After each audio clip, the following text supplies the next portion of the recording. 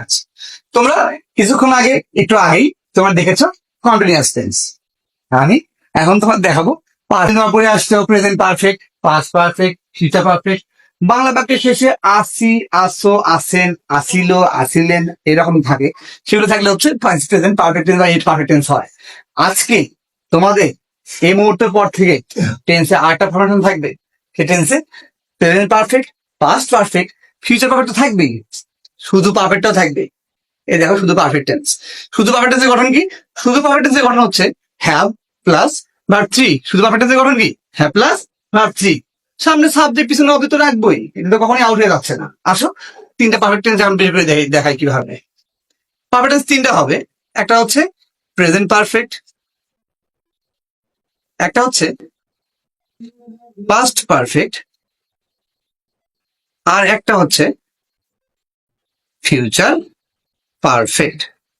আচ্ছা, সেম কন্টিনিউয়াসে যেমন আমরা সাবজেক্ট এবং অবজেক্টটা নিয়ে ফেলছিলাম, এখানেও যদি সাবজেক্ট এবং অবজেক্টটা নিয়ে ফেলি আশা করা যায় কোনো সমস্যা হবে না। এই দুটো নেওয়া যায়, কমন জিনিস, নাউন এন্ড প্রোনাউন।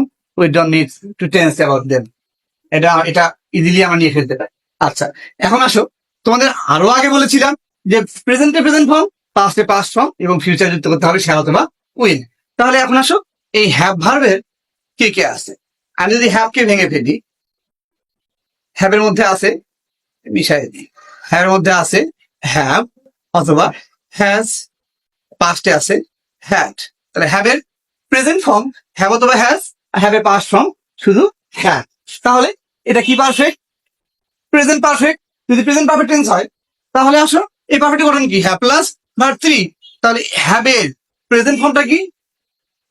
হ্যাভ অথবা হ্যাজ। তাহলে আমি হ্যাভের জায়গায় নিয়ে ফেললাম হচ্ছে হ্যাভ অথবা হ্যাজ। এই হ্যাভের জায়গায় নিয়ে ফেলি আমরা হ্যাভ অথবা হ্যাজ। এখানে প্লাস ছিল সরল গণিত, হ্যাঁ সরল গণিতের মতো এখানে প্লাসটা নিয়ে নিলাম। ভার্ব থ্রি ছিল, ভার্বের পাস্ট পার্টিসিপাল ফর্ম ছিল, ভার্বের পাস্ট পার্টিসিপাল ফর্মটাও নিয়ে আসলাম। হ্যাভ কমপ্লিট হয়ে গেল। এখন আসো পাস্ট পারফেক্ট। হ্যাভ এর পাস্ট ফর্ম কি? পারফেক্টের গঠন হ্যাভ প্লাস ভার্ব থ্রি। প্রেজেন্টে আসবে হ্যাভ প্লাস ভার্ব থ্রি, সামনে সাবজেক্ট পিছনে অবজেক্ট। এখন পাস্ট পারফেক্ট, তাহলে হ্যাভ এর পাস্ট ফর্ম কি? হ্যাভ এর পাস্টের মান হ্যাড। হ্যাভ এর পাস্টের মান কত? হ্যাড। হ্যাভ এর জায়গায় বসায় দিলাম হচ্ছে হ্যাড। এই যে প্লাস, এই যে প্লাস সরল গণিতের মতো, এই যে ভার্ব থ্রি বা ভার্বের পাস্ট পার্টিসিপাল ফর্ম, এই যে ভার্ব থ্রি। তোমার হ্যাড কমপ্লিট হয়ে গেল। এখন ফিউচার পারফেক্ট। আমি তোমাদের সবচেয়ে সহজ ওয়েতে কিভাবে তোমরা স্ট্রাকচার গুলো মুখস্থ না করে ইজিলি স্ট্রাকচার গুলো ছোট ছোট ওয়ার্ড থেকে স্ট্রাকচার গুলো বের করে নিয়ে আসবো সেটা তোমাদের দেখাচ্ছি। ঠিক আছে? আচ্ছা, এখন আসো ফিউচার পারফেক্ট। তোমাদের আগেই বলা ছিল যে ফিউচার বলতেই যুক্ত করতে হবে কাকে?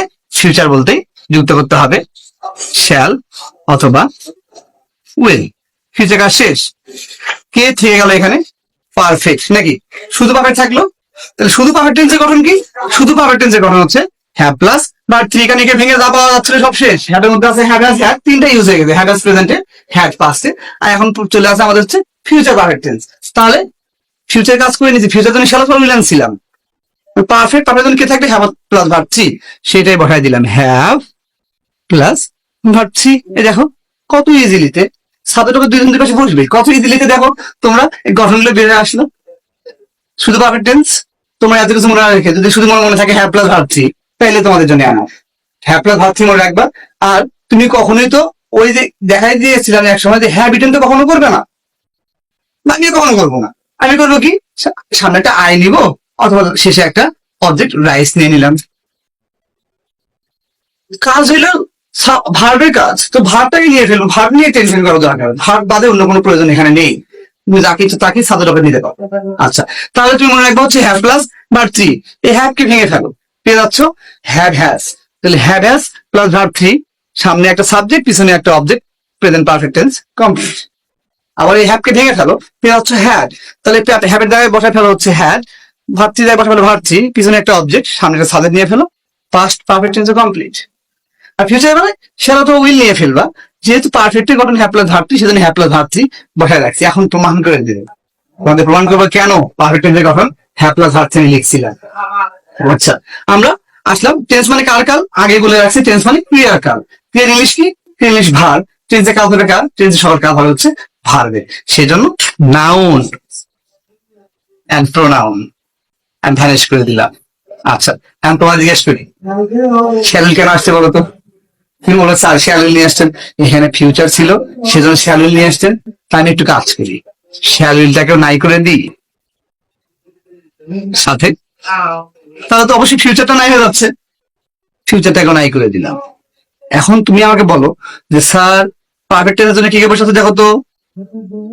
শুধু পারফেক্ট টেন্সের জন্য কি কি বসে আছে? শুধু পারফেক্ট টেন্সের জন্য বসে আছে হ্যাভ প্লাস ভার্ব থ্রি। এ থেকে প্রমাণিত হয় না শুধু পারফেক্ট টেন্সের গঠন হ্যাভ প্লাস ভার্ব থ্রি। বন্ধ করবো।